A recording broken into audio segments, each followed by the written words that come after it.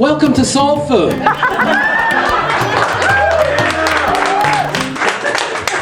Amazing.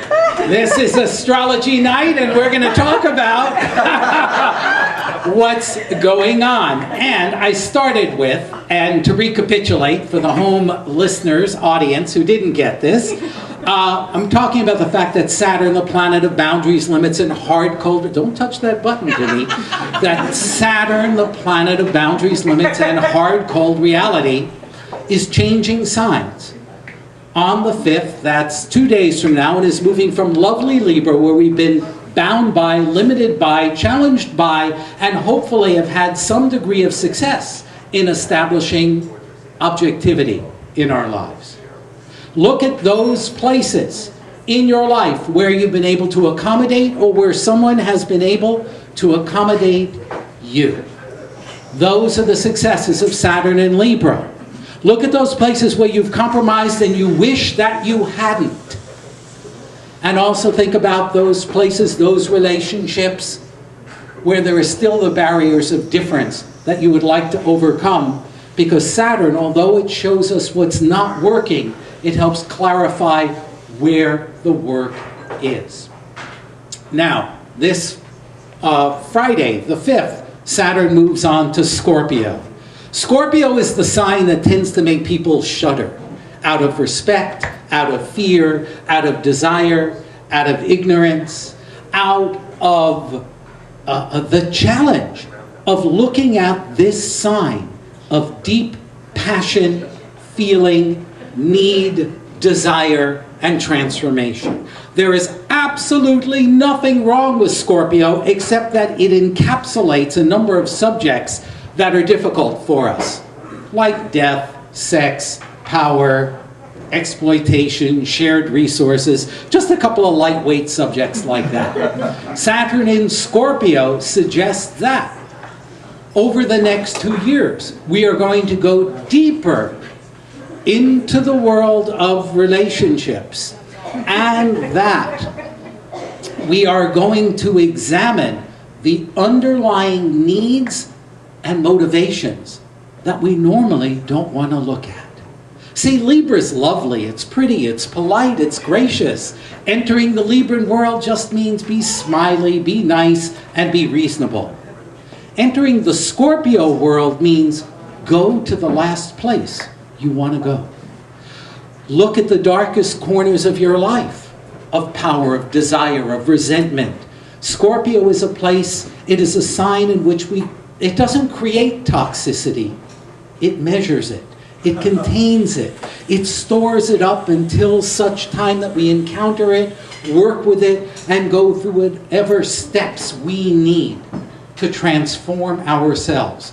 Scorpio is really paradoxical. It's a fixed sign. It occupies the middle of one of the 4 seasons of the year, which means it's stubborn and willful. And yet, it is a sign that's meant to concentrate energy so deeply, so powerfully, so intensely, that we come through on the other side, that we are transformed. Saturn in Scorpio takes us beyond the polite Libran level of, isn't that nice? And we should get along, to, I'm not getting my needs met. I'm not sure what they are, but they are not getting met.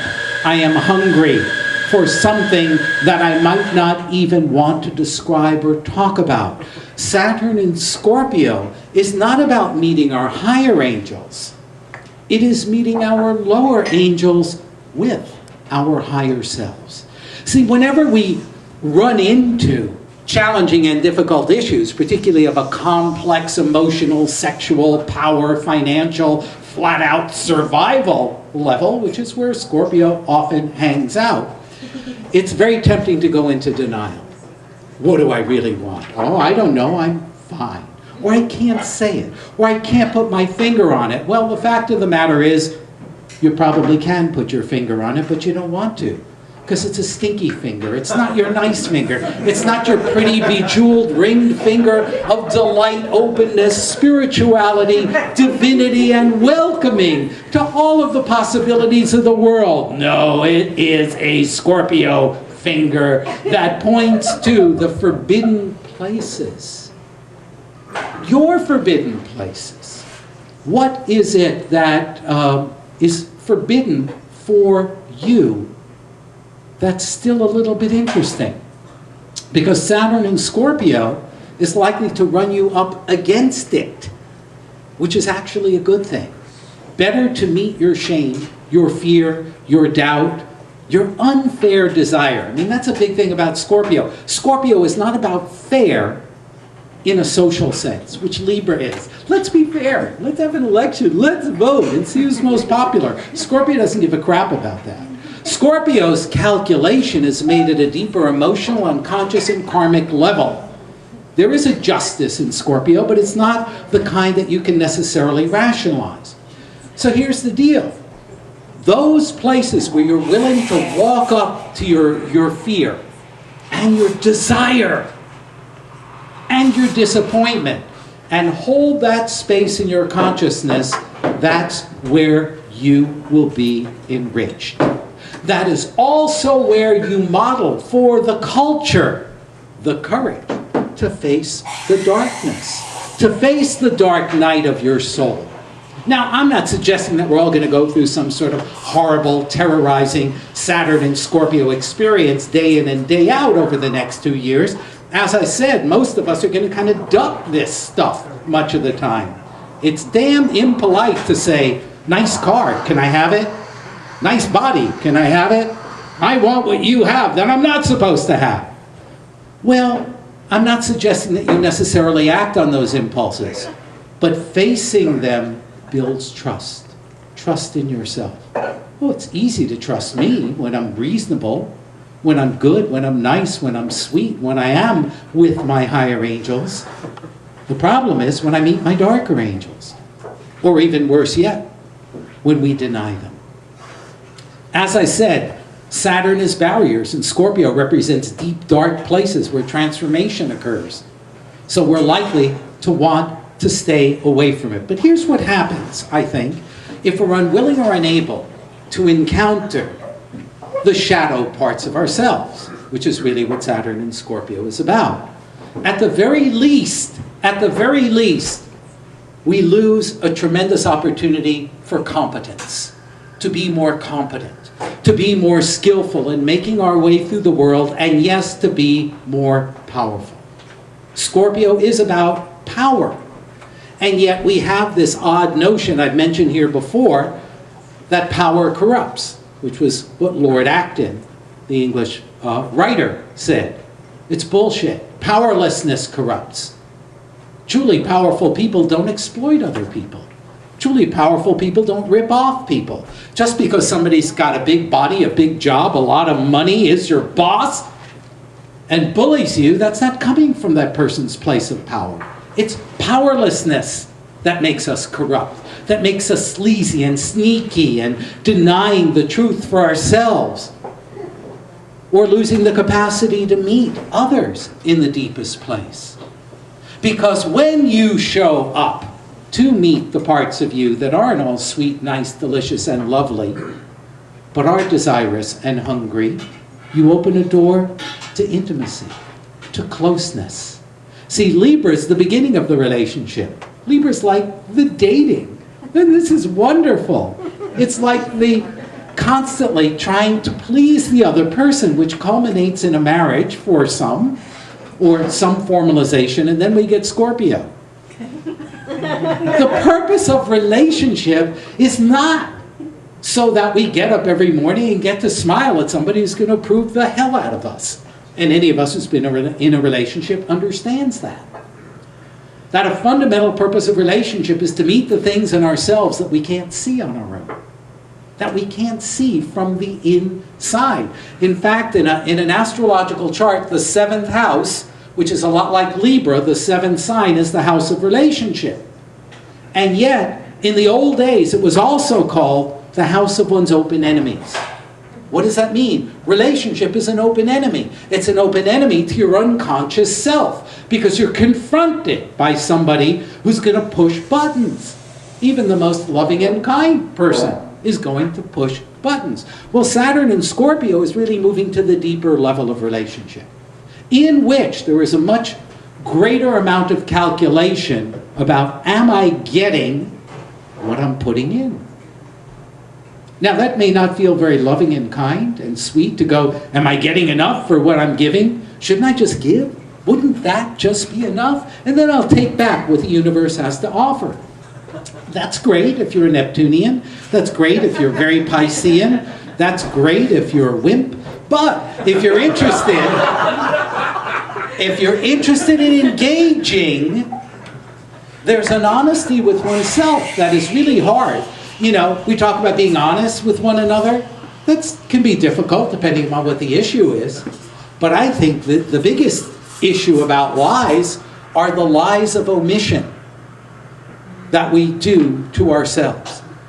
It is the things we don't want to say, don't want to think, don't want to feel. But here's the point. If you're willing to go to your Saturn and Scorpio place and discover that you're a greedy, horny, selfish pig, or at least that such a shadow exists within your otherwise pristine and lovely and beautiful and spiritual self, that doesn't mean that you have to behave as a selfish, greedy, horny pig. You don't have to. You can alter behavior, but you need to know what's in the game. You need to know what's on the scale.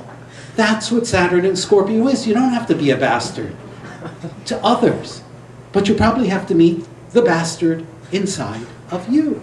Now, this is a long process, but what I think it offers is, when we think of it beyond a personal level, because I talk about here frequently the idea that your growth, your awareness is your contribution to humanity.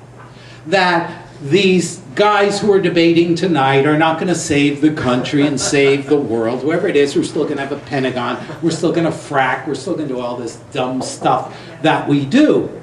Uranus, the planet of freedom and liberation and breakthrough, is in the do-it-yourself sign of Aries. Yeah. Which means we are all empowered for another 5 or 6 years to be the unique genius in our own life, whose collective genius, whose collective willingness to go beyond the boundaries of Saturn, to go beyond the bounds of that which is known, can contribute not only to your own awakening, but to the awakening of all of us. So I'm not suggesting that we're going to necessarily go through hell for the next 2 years. If you imagine a circumstance in your life that was hell until you got used to it and then you eventually liked it. Do you ever know a group of people who you met and you got, what jerks, let me get away from them. And for some reason you couldn't, and you found out beneath the jerkness that you had a lot in common with some of these people. That's a Saturn and Scorpio job. Find something in common with somebody you can't stand. It's a challenge. But what that does is it's not about inviting you, Libra-wise, oh, just understand me. It says, no, come in here. Feel my shit. It's like yours, huh? Okay, good. That doesn't mean that we join together in shame. We join together in an understanding that humans are both light and dark. That's all. And encountering that darkness on a personal level will perhaps provide incentive, courage, motivation for those in more public leadership positions to follow. Scorpio is also the realization that resources are finite. Now I get, on a metaphysical level, they are not. There's enough of everything because we humans can't really measure, we can't tell. But Scorpio, on a human level, does represent that time in the year when the leaves fall off the trees, when we've had the last harvest in the northern hemisphere, and that a calculation is then made, or was by most of our ancestors, of how much food do we have to feed the animals and the people throughout the winter. And if there wasn't enough, that was when you culled the flock, whether it was slaughtering animals or exiling individuals. Scorpio does have an aspect of measurement and choice making. What are you willing to give up for what you desire? That too is part of the process.